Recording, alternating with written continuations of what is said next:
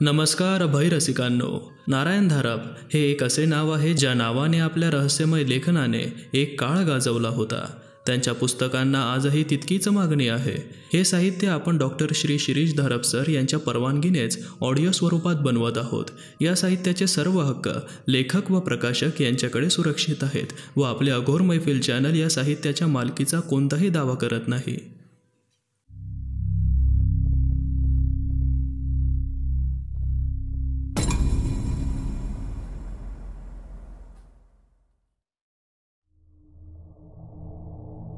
त्यांनी त्याला काही पर्यायच ठेवला नव्हता.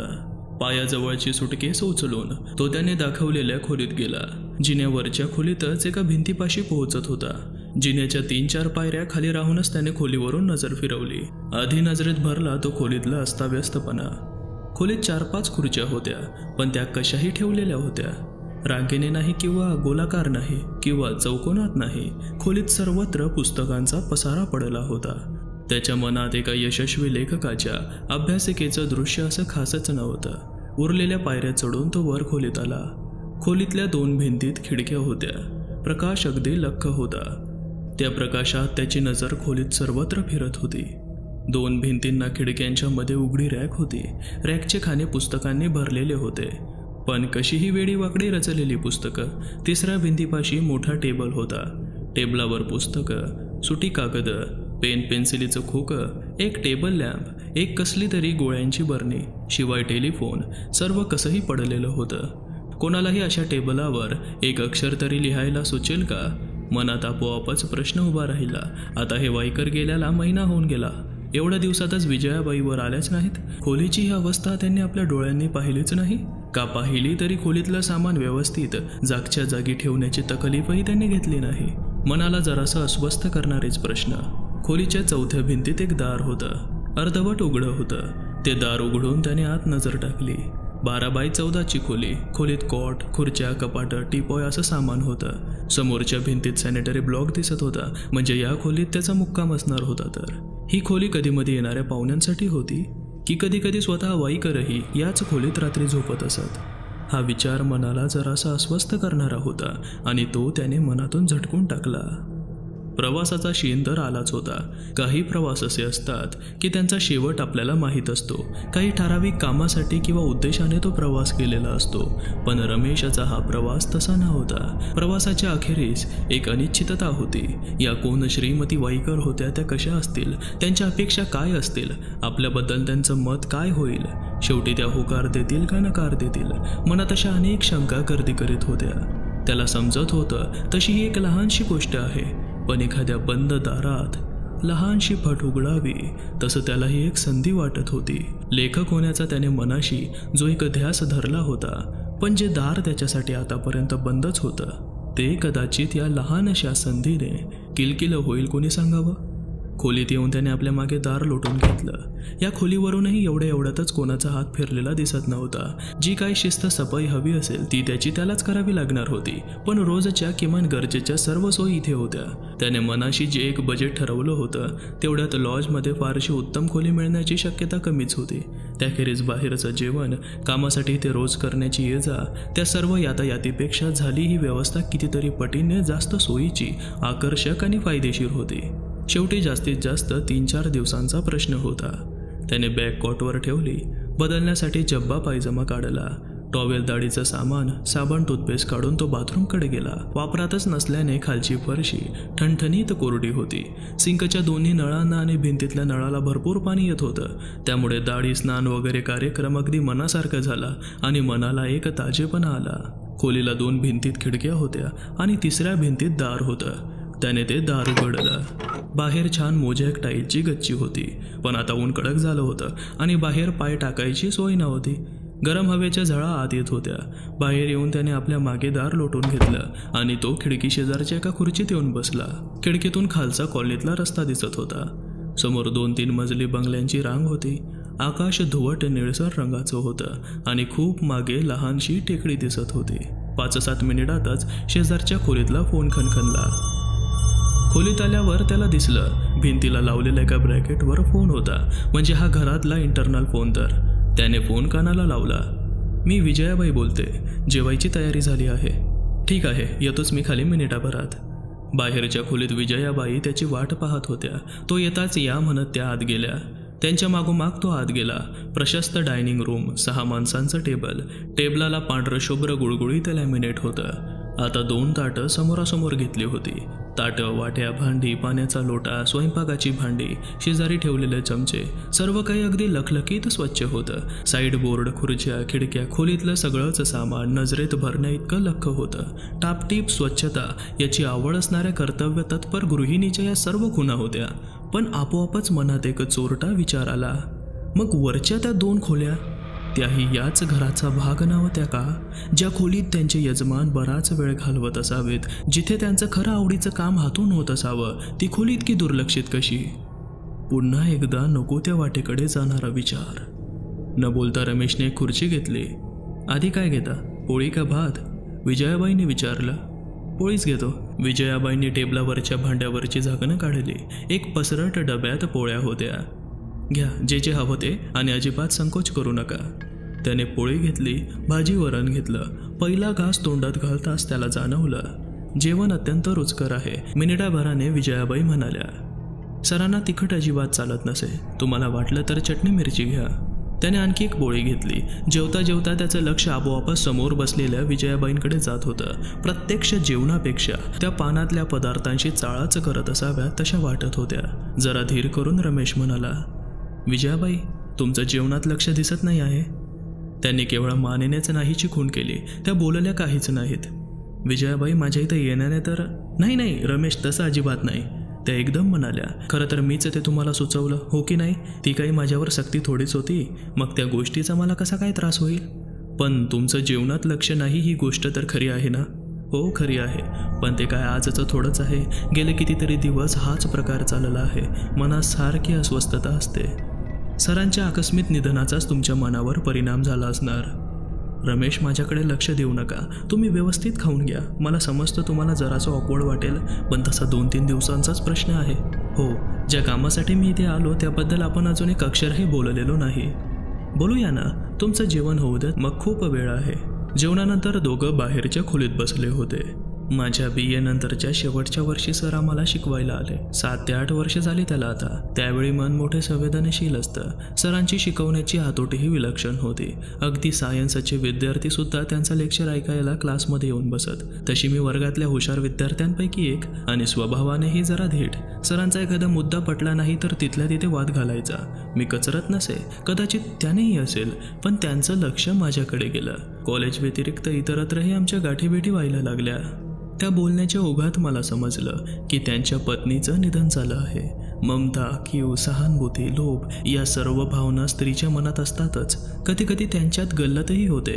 मी काहीच सांगू शकत नाही. सरांनी मला विवाहाची मागणी घातली आणि मी ती स्वीकारली. निर्णय तर घेतला होता. त्यांच्या कारणांमागे जाण्याची आवश्यकता नाही, पण कारणं भूतकाळात राहतात आणि परिणाम वर्तमान काळात असतात. सरांना त्या 2 बहिणींखेरीज आणि अर्थात त्यांचे मेहुणे, भाचे, भाच्या इत्यादी इतर कोणीही नातेवाईक नाहीत. तसा विवाह पारंपरिक पद्धतीने पार पडला.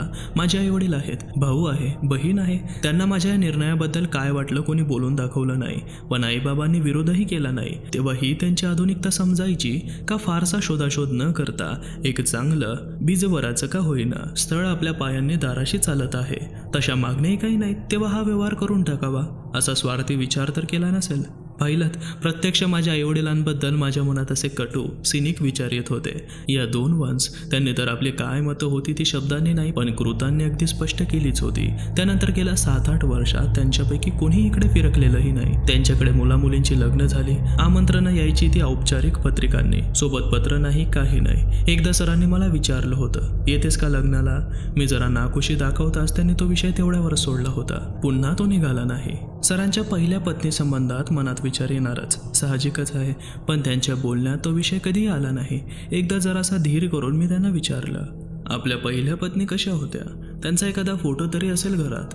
माझ्याकडे जरा रागाने पाहत सर म्हणाले, ती गेली, तिच्याबरोबर तिच्या सगळ्या आठवणीही गेल्या. आता माझ्या आयुष्यात तिचा कोणताही हिस्सा नाही. तिच्याबद्दल काही कळून वा न कळून तुझ्या आयुष्यात काहीही फरक पडणार नाही आहे ना?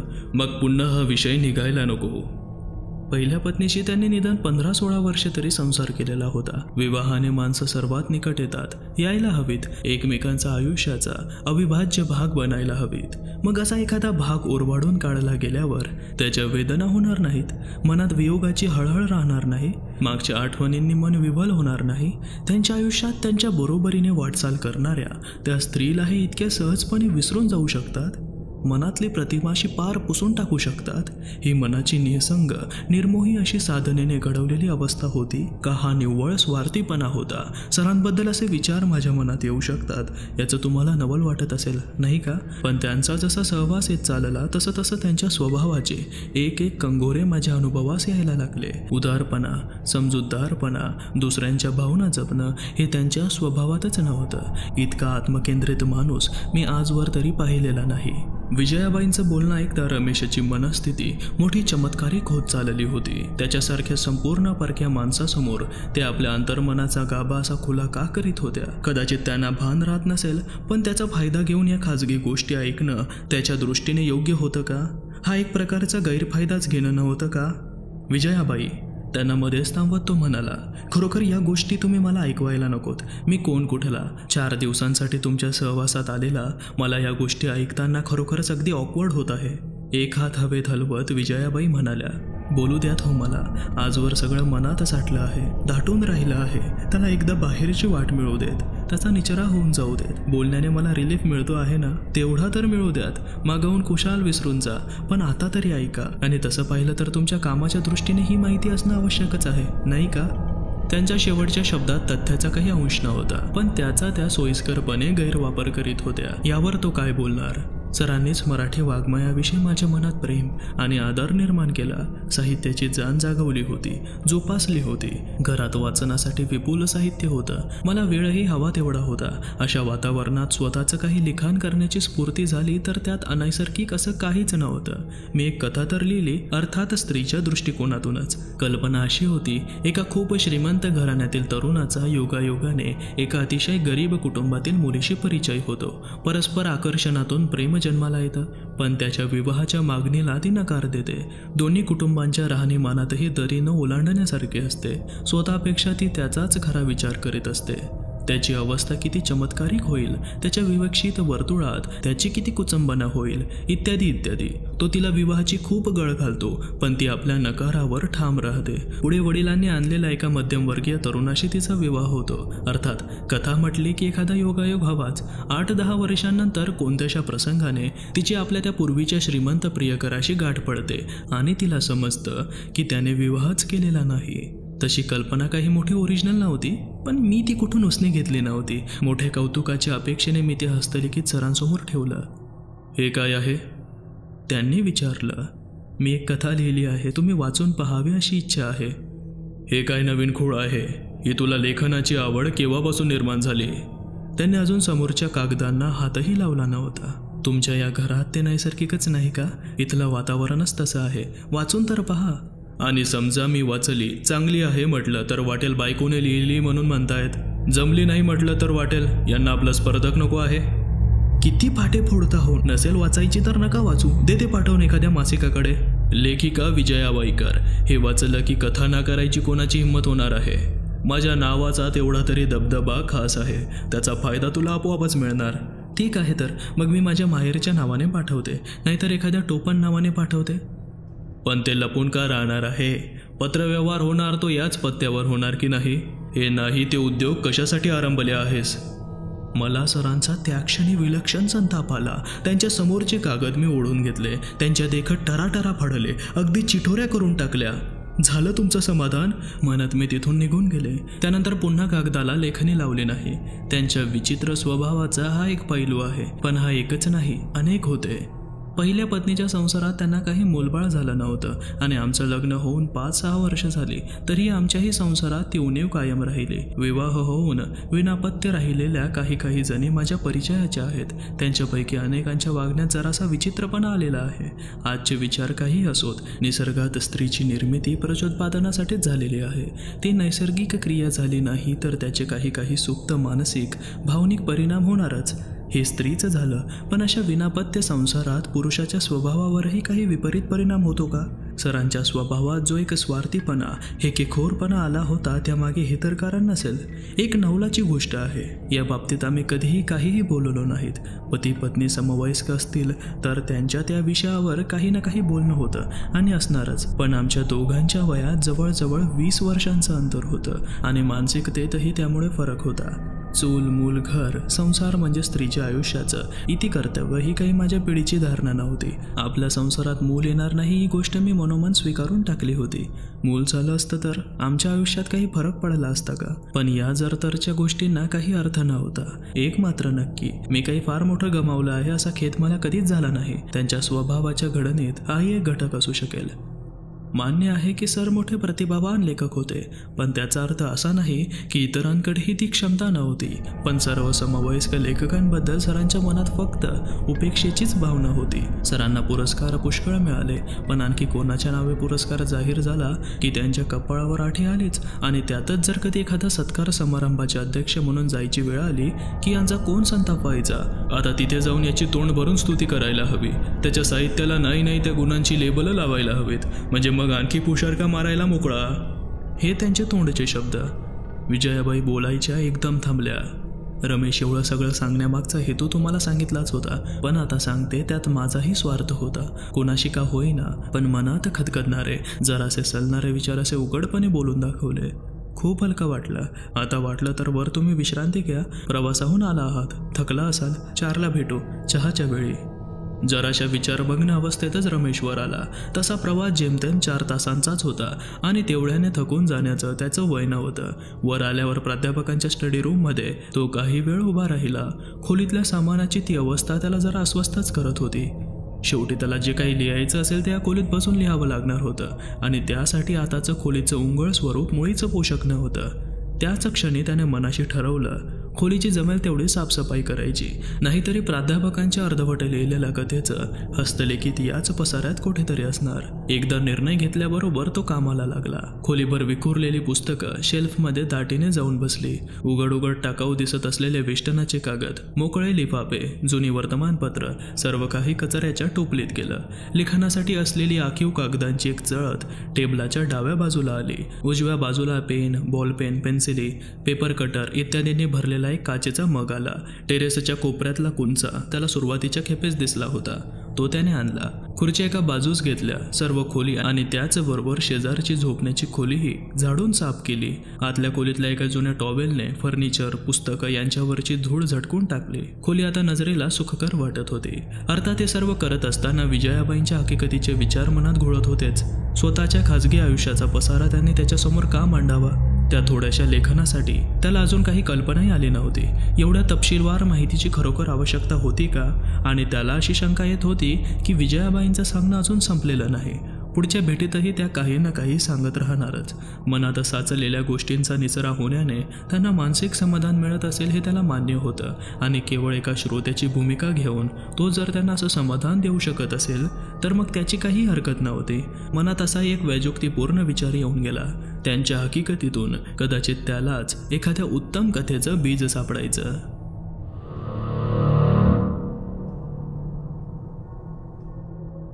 मित्रांनो, हे साहित्य ऑडिओ स्वरूपात बनवण्यासाठी आम्हाला खूप मेहनत घ्यावी लागते. त्याचा मोबदला म्हणून तुमचा एक लाईक, एक कमेंट, एक सबस्क्राईब आमच्यासाठी आणखी नवनवीन भयकथा तुमच्यापुढे सादर करण्यास नक्कीच प्रोत्साहन देईल.